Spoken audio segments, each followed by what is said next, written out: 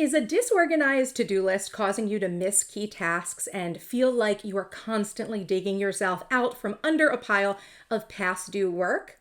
What if I told you that by adding one simple step to your weekly planning routine, you could master an organized to-do list and finally get ahead on your workload? Well, that is what we're exploring in today's video, so stay tuned.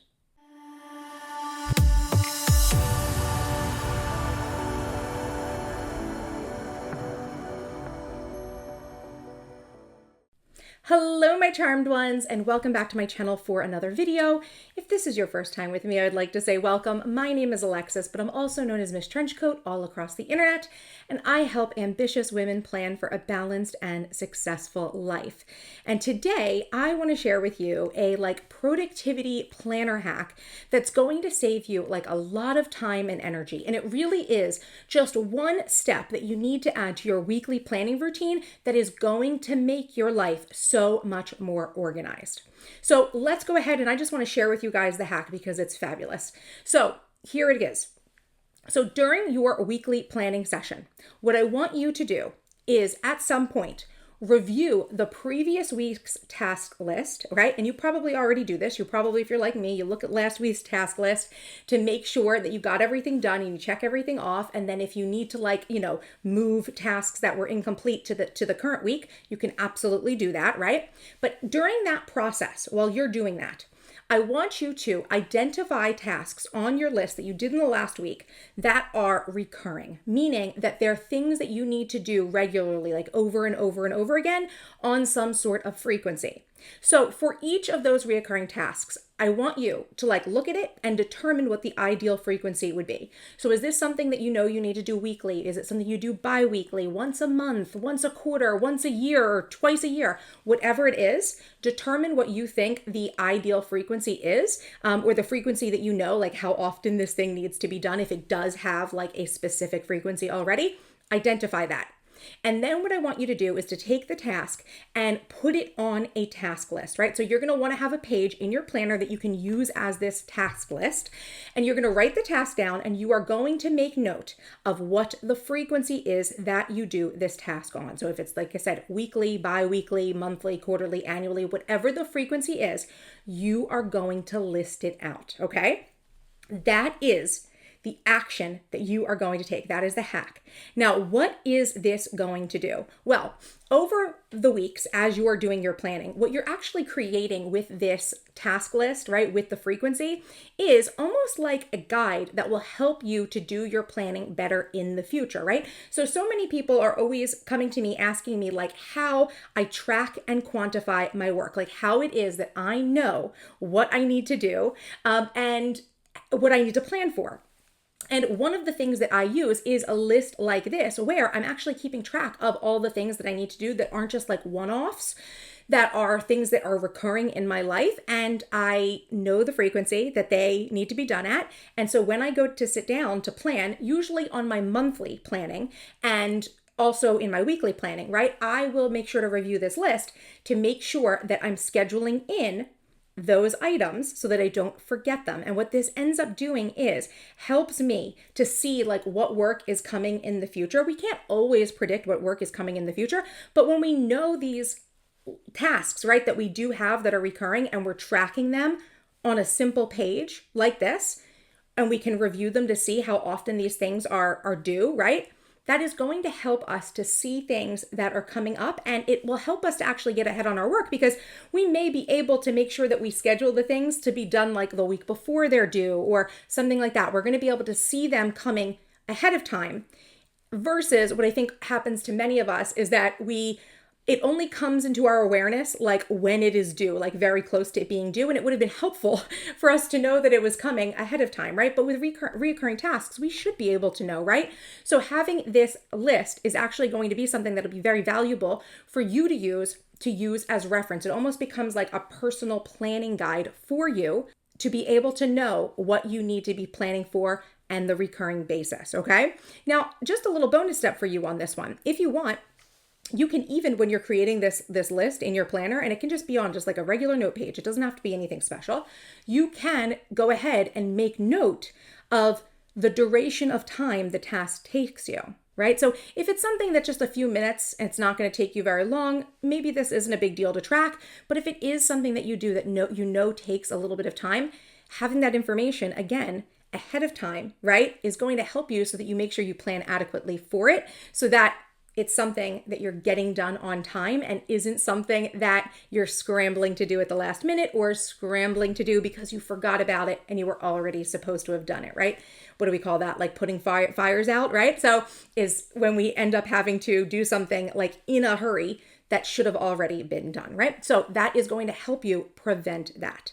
And again, this isn't something where you're going to do this once and you're going to have this complete list. This is something where I think it's important for you to track these things as a part of a weekly planning process, right? Because you're going to have new things that pop up. I do think it's a great idea to sit down and actually make a full list like this if you can, but I think many of us don't really have the time to actually sit down and do that, which is why I think it's important to add it to your weekly planning. If you can just spend like 5 minutes while you're weekly planning doing this, over the weeks and over the months, you're going to capture a lot of information. And that page that you have as a reference, or those pages, right, however long it becomes, are going to be like gold for you in your planning. Now, this topic of tracking and quantifying your work is actually a topic that I taught on in a class several years ago.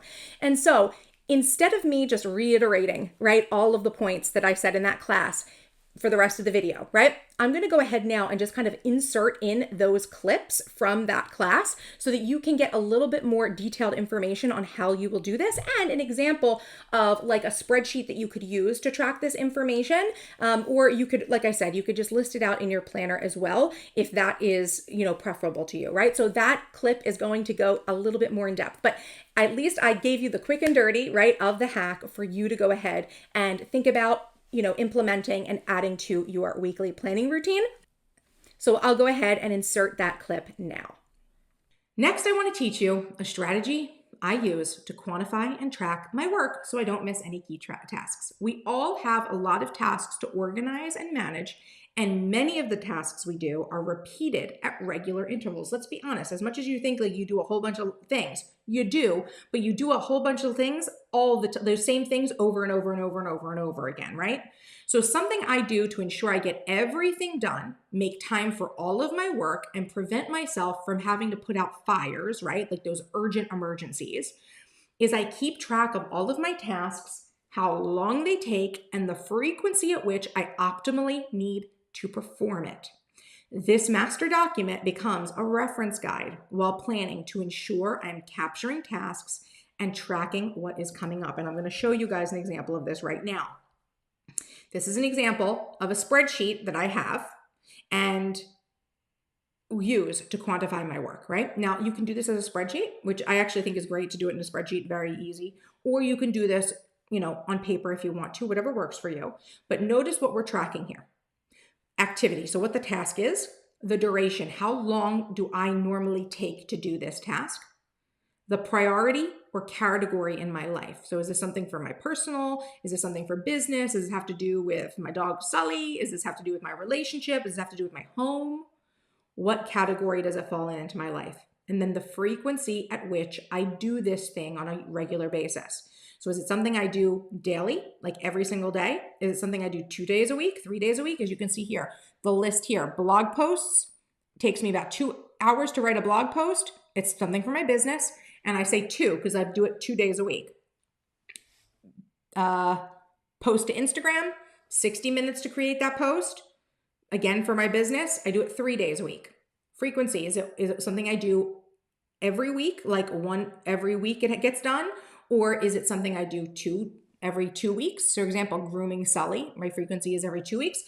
Feel free to use or copy this structure. If you're a member of the mastermind, I'm going to give you guys this one as well. I know that I had the other one I had given you guys from the business planning one, but I'm going to give everyone in the mastermind this structure so that you guys can have it. So if you're watching and you're one of my mastermind sisters, I'm going to give you guys this so you have the exact one, because I know we talked about it the other day in the office hours.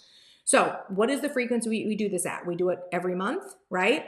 Or every quarter? Or is it something we do annually, or just like maybe twice a year, right? So put that information down. This is going to be a process that you're going to undergo to start tracking and quantifying your work. And then what you're going to be able to do is use this as a tool, as an ultimate reference guide to help you when it comes to creating your plans, because you've basically made your own cheat sheet for yourself. So building out a similar list for yourself will be invaluable to helping you remain on track with key tasks that you perform for every aspect of your life. When you first sit down to create this list, I know that you're probably going to come up with a lot of activities, I'm sure, but you probably won't capture everything. So this is going to be a list that you want to have handy so you can add to it over time. And that's why I like to have it digitally, because you can always add to that, always change things, etc., as you get new information, but you can also make the chart in your planner as well. I understand that this is one of those things that's an extra step, but it's one of those extra steps that is relatively simple to do. You just got to remember to do it.